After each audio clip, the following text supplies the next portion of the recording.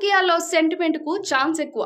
ఉద్దండ నాయకుల నుంచి చరిత్ర సొంతం చేసుకున్న పార్టీల వరకు కూడా సెంటిమెంట్ కు ఎగబడుతున్న పరిస్థితి ఉంది. ఇప్పుడు 135 ఏళ్ల చరిత్ర ఉన్న కాంగ్రెస్ పార్టీ కూడా సెంటిమెంట్ వైపు అడుగులు వేసింది. తాజాగా ఆ పార్టీ అగ్ర నాయకురాలు మాజీ చీఫ్ సోనియా గాంధీ కూడా సెంటిమెంట్ బాంబునే పేల్చారు. ప్రస్తుతం ఆమె పార్లమెంట్ ఎన్నికల్లో పోటీ చేయడం లేదనే విషయం తెలిసిందే. కొన్నాళ్ల కిందట రాజ్యసభకు నామినేట్ అయ్యారు. దీంతో ఖాళీ అయిన సోనియా గాంధీ స్థానాన్ని ఆమె కుమారుడు రాహుల్ గాంధీ ఎంచుకున్నారు. యూపీలోని రాయ్బరేలీ నియోజకవర్గం నుంచి రాహుల్ గాంధీ తొలిసారి పోటీ చేస్తున్నారు. దీంతో సోనియా గాంధీ శుక్రవారం ఇక్కడ పర్యటించి తన కుమారుణ్ణి నియోజకవర్గానికి పరిచయం చేశారు.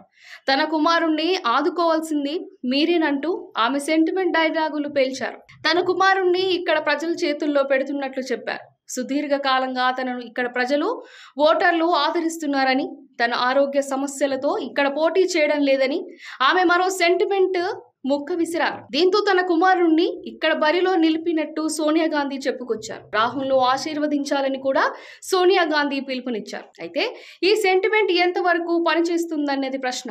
2004 నుంచి ఇప్పటి వరకు సోనియా గాంధీ వరుసగా రాయ్బరేలీ నియోజకవర్గం విజయం దక్కించుకుంటున్నారు. చిత్రం ఏంటంటే ఆమె ఎన్నికల ప్రచారానికి తప్ప ఇన్నేళ్లలో ఏనాడు కూడా నియోజకవర్గానికి రాకపోవడం విశేషం. కానీ ఇక్కడ అభివృద్ధి కార్యక్రమాలు మాత్రం జరిగాయి.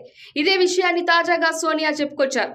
2019లో ఒక్కసారి మాత్రమే తాను వచ్చానని, అయినా ఇది తనకు పుట్టినిల్లు లాంటిదని చెబుతూ పుట్టినిల్లుకు మేలు చేశామని మరో సెంటిమెంట్ అస్త్రం ప్రయోగించారు. మొత్తంగా చూస్తే ఈ సెంటిమెంట్ ఏ మనకు రాహుల్ కలిసి వస్తుందో చూడాలి.